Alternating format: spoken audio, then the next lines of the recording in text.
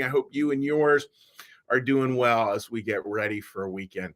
So today what we're looking at is we're going to be talking about curiosity instead of judgment, how those things can work. And we're going to be looking at that through the lens again of this next part of the creation story. So what happens with the creation story is that two trees get planted in the middle of the Garden of Eden. And that's where we're going to pick up today's story, the description of those two trees.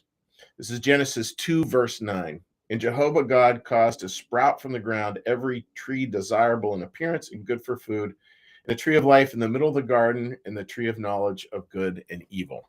So tree of life, we see a lot of symbols around that, a lot of symbolism, a lot of artwork. You can Google it, all kinds of beautiful stuff around the tree of life. And that's what we're going to look at. The tree of life, the tree of life, the tree of life. That idea that God is planting something in our core. And it's interesting, right? God is planning it. That takes time. That takes our own cultivation of those things. I know Martha and I had a little exchange about like how she works in a garden and how much there's a law of the garden, right? There's a lot of those kinds of things. It is much slower, much more paced. Not the law of the internet, not a law of immediate gratification. It's just a very different thing. So the saying goes, we don't eat the fruit on the day we plant the tree. And that is very true. So I thought I was playing around with a little bit this morning is the importance of that idea of acknowledging that this tree is being planted in our hearts and that God is doing it. And why does that matter so much? Well, it's interesting from a Christian New Church perspective. Swedenborg talks a lot about the old will, about this part of us that really is just self-interested. And thinking about that and thinking about what's the challenge to self-interest? Like, why is God's endeavor to constantly be calling us forward towards this thing? And again, that selfishness actually is a stage of life. It's I would not want to say there's something wrong with it per se. It's part of the journey, but we need to keep on moving past that. And I'd ask you to consider this. If we live our whole lives just based on our own self-interest, we're going to live in a very cramped world where everything is binary. Either it benefits me or it doesn't. Everything becomes a zero-sum game. And what kind of world does that create? Well, it doesn't create a very nice world, to be honest. I mean, nice in just about every sense of it. If we live constantly within our own self-interest, and this is kind of a twist here, I think an important one, kind of a twist to it. If we live in a life where it's purely about our own self-interest, we will live a life filled with fear. Now, that's big. I remember years ago working through some Al-Anon things, and somebody mentioned, how our egos get us, our self-interest will get us at the really high places, and it will get us at the really low places. And that overwhelming fear, again, we're all going to feel fear, folks. So please don't think like if you're feeling fear that somehow you're spiritually off base. That's not true. I think fear is just part of the journey. But it's important to acknowledge that if we live purely in self-interest, of course, we're going to feel fear all the time because we're going to be so afraid that there are people that are going to take things from us.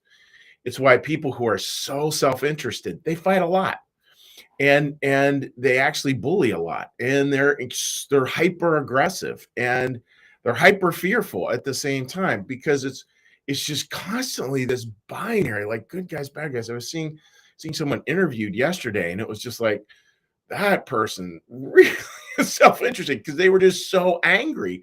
They instantly went on the attack of this other person because they saw the world as either you're with me or you're against me. And that's not the way the world works. That's not the way the world works.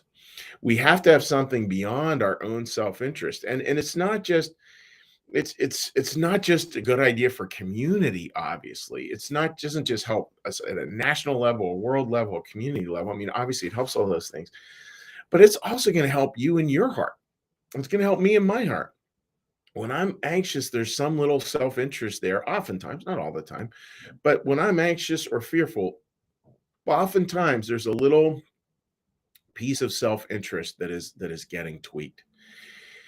When we can shift from that self-interest, shift away from it, what we can end up with is this place where we're no longer judging other people, this binary, in or out, are you with me, against me, this, that, good guys, bad guys, black and white kind of binaries. What instead we're much more curious. We're much more open. We're just open to the way the world is going to unfold. We're open to the way things might go. Um, I know for me, and I've said this before, I'm blessed to be doing a wedding rehearsal today. I got a bunch of really good stuff today. Wedding rehearsal, a bunch of meetings, lunch with a congregant. I got all these things going on.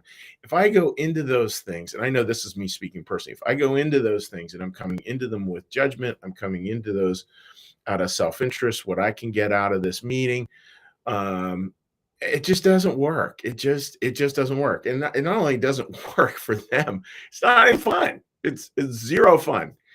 And yet, if I go into things much more curious, much more wanting to know about them, much more interested, that old thing, worried about being interested instead of worrying about being interesting, um, the world shifts a lot.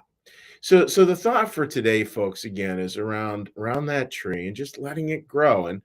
And when you're going into interactions this weekend, just have a little quiet prayer and just take a breath, little prayer. Lord, in this situation, in this environment, help me to be curious, not judgmental. And God will grant you that. I mean, and that's, folks, ready for this? That's how we tend the tree. And it's slow work. Nothing big and spectacular. Crazy part is someone else might not even notice. It's not something you necessarily would see on the outside because it's what's happening in you. And I know you'll find a softer place, and I know you'll find a little bit better weekend because of it. So that's the thought for the weekend, folks. Curiosity instead of judgment, and allow that tree to grow. So, friends, what we're going to do now is we're going to ring a little bell. After the bell, we're going to do a little prayer. After the prayer, we're going to do a little blessing, and we'll say hi to folks. Again, a little quick public service announcement. This weekend, we're starting a new series around simplicity. It was interesting. We did a poll around how many people would like a simpler life. Big surprise. Our Facebook poll showed 100% of the people who responded to the poll wanted to have a simpler life. So that's what we're going to be talking about over the next 3 weeks coming up. All right, friends. So let's get a little breath.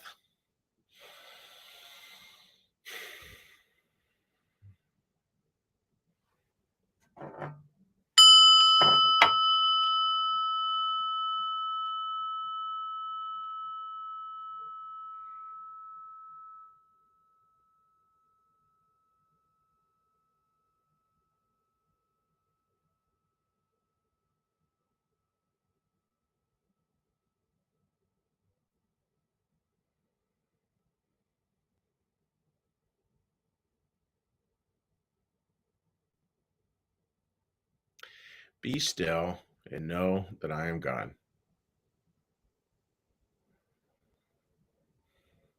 Be still and know that I am.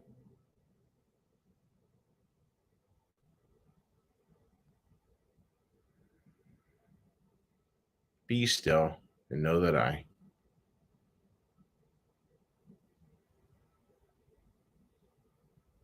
Be still and know that.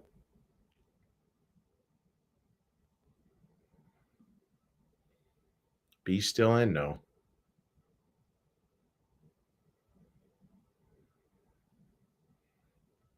Be still and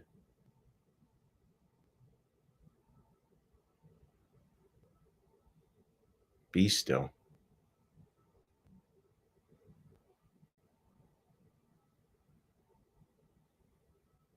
Be.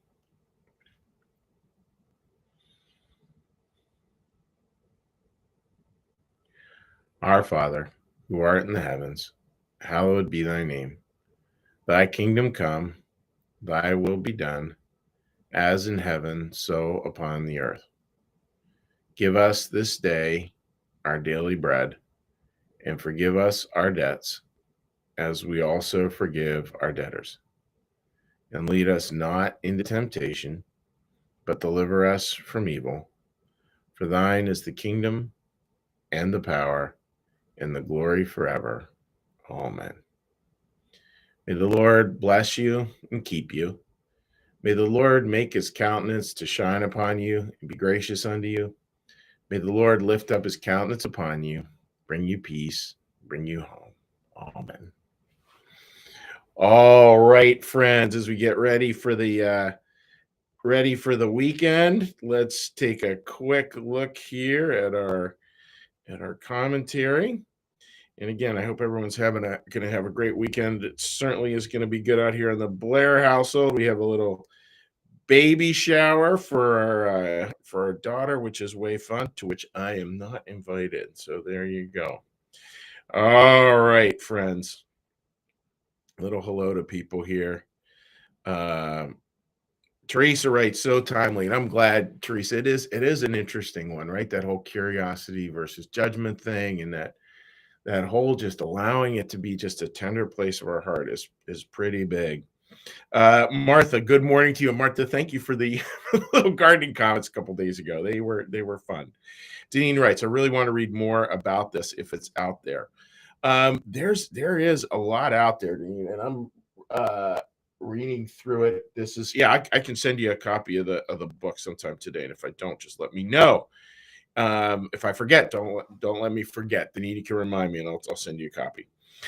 Mandy writes, thanks, Chuck. Have a nice weekend. Well, same to you, Mandy, and wishing you all the very best out there. Kim, good morning to you, and hope you have a great weekend. And a little have a great weekend from Martha as well. So wishing you folks all the very best. And again, I know we have a lot of folks who join us archived, like 95% will join us archived. And please feel free to leave a comment, even if you're joining us archived. It's just great to get a little chance to connect. And I check it several times a day, and we'll just shoot you a little comment back. So with that, dear friends, wishing you a blessed weekend, wishing you a weekend filled with a lot of curiosity. Take care, my friends. Bye-bye.